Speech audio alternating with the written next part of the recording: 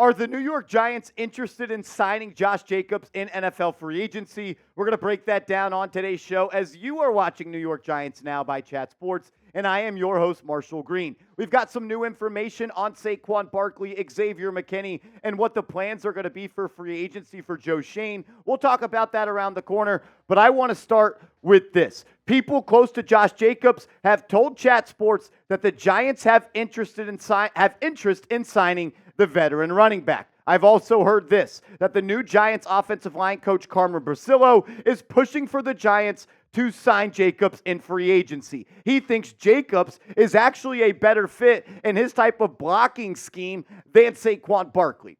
I know some people are going to be like, Marshall, you don't have any sources. I also don't have any reason to come up here and lie to anybody about what I am hearing. That gets me nothing. I want to be credible to you guys. I'm not saying that this is going to happen. I am just telling you what Chat Sports has heard. And we have heard that the Giants and Josh Jacobs, they have interest in getting a deal done in free agency if Saquon Barkley leaves. That is the main point. If Saquon Barkley leaves, the Giants are going to have interest in signing Jacobs, but Barkley is still priority number one. This is why you subscribe to the channel, though, because when news, rumors, or anything come out surrounding Big Blue, we're going to get you guys a video as soon as possible. So subscribe and turn your notifications on.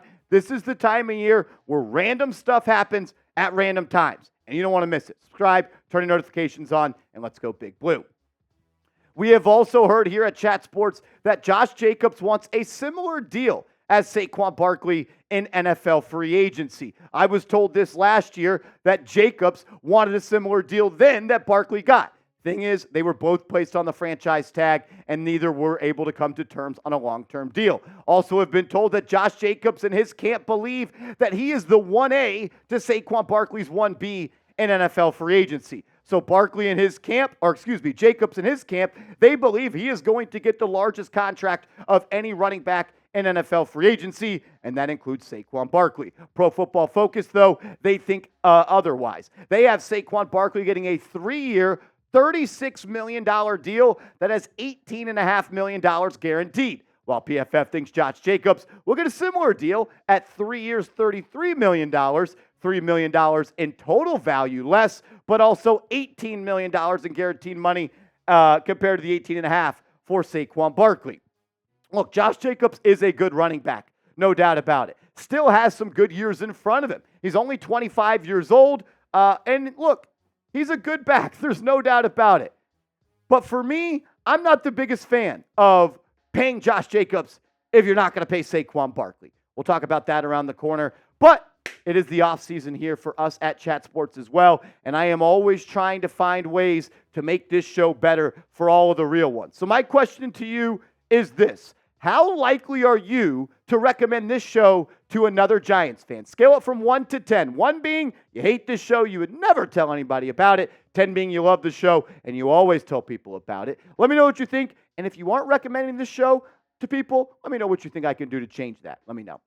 When it comes to Josh Jacobs and the New York Giants, I would pass on signing him in NFL free agency. And there are multiple reasons to that. There's also some reasons why I understand the Giants are interested. The connection to Carmen Bricillo. Supposedly him and Jacobs have a really good relationship. Carmen Bricillo also values the type of leader that Josh Jacobs is in that locker room. And also, Brian Daboll was with Josh Jacobs at Alabama in 2017. So Josh Jacobs and Brian Daboll, they have somewhat of a working relationship since they were both a part of the Crimson Tide back in 2017. So those are some reasons why you may want to sign him, on top of being still a good running back. But the reasons I would pass on signing Josh Jacobs is this. Why am I going to pay Josh if I'm not going to pay Saquon Barkley? Saquon Barkley is the New York Giants. He is the face of this organization. He is a fan favorite, and I still think they are very comparable in their type of play. If anything, I think Barkley is a little bit better than Jacobs at this point. If you're not going to pay Saquon, don't pay a running back at all. Clearly move on from the idea of paying a running back. If you're not going to pay Saquon, go to the draft, sign a lower level free agent back, and allocate your salary cap and your resources elsewhere. I would not pay Jacobs if the Giants aren't going to pay Barkley. We'll talk about if I would pay Barkley coming up around the corner. Another reason that I would not pay Josh Jacobs is 1,305 carries in his career. he already has a lot of wear and tear on those tires. I understand he is a little bit younger, as he is still just 25, 26 years old, but that's a lot of mileage. And then in 2022, he had 340 carries.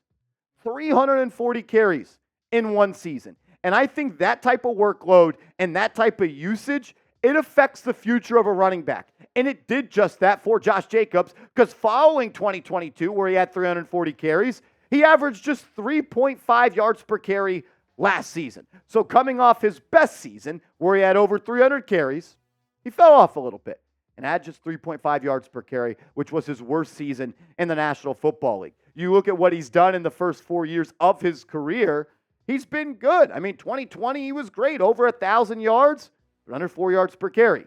Then the next year, 872 yards, 4 yards per carry. 2022 was his breakout year. He was special, maybe the best back in the National Football League. 340 carries, played every single game, 1,650 yards, almost 5 yards per pop, and 12 touchdowns. But then he returned to earth, missed some time this past year. Usually he's a pretty strong back when it comes to availability. Missed some games, though, in 2023. He missed 4 of them, had 233 carries, 805 yards, 3.5 yards per carry, and 6 touchdowns. There's no doubt he has a nose for the end zone when he gets around the goal line, but I'm not paying him the type of money that Pro Football Focus thinks. And on top of that, invest in the offensive line. If you have come to the agreement, Joe Schoen and your front office, that paying a running back is not the route and the avenue that the New York Giants want to travel, use that money and invest in the offensive lineman. Because a good offensive lineman and an average running back is greater than a bad offensive line and a good running back. Running back is the most dependent position in sports. They are only as good as the holes in the work that the 5 big guys do in front of them. If there's no holes, there's no holes to run through. And we saw that with Saquon Barkley this year. You build and establish a running game with the 5 offensive linemen, not paying a running back because he's cool and he could sell some jerseys. Hopefully the Giants can figure that out. What do you think, though? Should the Giants sign Josh Jacobs in NFL free agency? I'm curious what all the real ones think, so let me know. Type S for sign, type P for pass. I want to hear from you guys down in the comment section. Reports are also coming out from ESPN and Jordan Renan that he said sources expect a new deal to come in around $10 million per year for Saquon Barkley, if not a little bit more. And this is my thought on that. I would be absolutely shocked if the New York Giants got their offer to, at minimum, $10 million per year of average annual value. I don't see Joe Schoen going that high, and I don't see Saquon Barkley necessarily taking anything less than that for the New York Giants. Ryan Dunleavy, who also covers the New York Giants and is very plugged in with Saquon Barkley, says that the Giants have a better chance to re-sign Saquon over Xavier McKinney. And I think it's going to come down to an either-or type of situation. You're either going to bring back X or you're either going to bring back Barkley. I don't envision a world where the Giants bring back both of those guys, as they have strong interest in paying the offensive lineman in free agency, which we'll talk about in a second. For me, if I was Joe Schoen, if I was the general manager of Big Blue, I would pay Xavier McKinney over Saquon Barkley. I know I've gone back and forth. I've done a flip and I've done a flop. But it's March 6th as I'm recording this. We are 5 days away from NFL free agency, and I have come to a final conclusion. I am paying Xavier McKinney over Saquon Barkley. One is 24, and one continues to ascend, and one plays a position that the closer you get to age 30, your production tremendously falls off outside of Tiki Barber. PFF thinks this is the type of deal that Xavier McKinney could sign in free agency. 4 years, worth $54 million, $30 million guaranteed, which pays about $13.5 million of average annual value, which I think is a very fair deal for Xavier McKinney. I think that's a deal that the Giants would accept. I think the X-Man may be looking for a little bit more. We've heard him talk about top five, top five, top five. This is not top 5 safety money. It's really good money, and it's a fair deal for both sides. The question is, will McKinney accept that, or will he look to go elsewhere? My question now to you is, if you could only pick one of these guys to keep and bring back to the football team next year, who would it be? Is it the X-Man? Is it Saquon Barkley? Type their jersey number of the guy you want to see in Big Blue next season. Coming up next, we have reports from ESPN and Jordan Renan that the Giants plan on spending big on the offensive line in NFL free agency. And pray to God, I hope it's true. We'll talk about that. But first, I got to let you guys in on a little bit of secret. When you go to chatsports.com/Giants hoodies, that's chatsports.com/Giants hoodies, you can buy Giants hoodies that are on sale. Rep Big Blue all year long. I'm a big hoodie guy. I just like feeling that cool and cozy feeling. And they're pretty sick. They got some Nike ones. They got some really good ones. Check them out. Chatsports.com/Giants hoodies. You got to use this link to get the deals that are on sale for these fresh hoodies. Jordan Renan of ESPN, also Giants beat reporter. I'm sure everyone knows who Jordan Renan is. Check him out on Twitter. He does great stuff. Says the Giants are going to invest heavily in the offensive line. It's music to my ears, baby. It is music to my ears. It's about damn time the Giants invest in the offensive line. One of the bigger tasks Joe Schoen was tasked with when he became the general manager of this team was to fix the offensive line. That was in January 2022. It is now March 2024, and the problem still remains. The Giants' offensive line needs a lot of work. And now it sounds like Joe Schoen might just bring out the checkbook and start to pay some of these top guys in free agency. We're going to go through free agent guards, free agent tackles, and free agent centers that the Giants could look at. Let's start with the guard position. All of the numbers you see at the bottom of the screen are average annual value for these players based off of Pro Football Focus projections. Kevin Dotson, according to PFF, is the number one interior offensive lineman hitting free agency. He was traded from Pittsburgh to the Los Angeles Rams prior to the season, and he had his best season in the NFL. They think he could get $17.2 million per year. Robert Hunt is the next guy on the list of the Miami Dolphins. He has been solid for the past couple of years for Miami. Really good run blocker. They think he might get $17.5 million.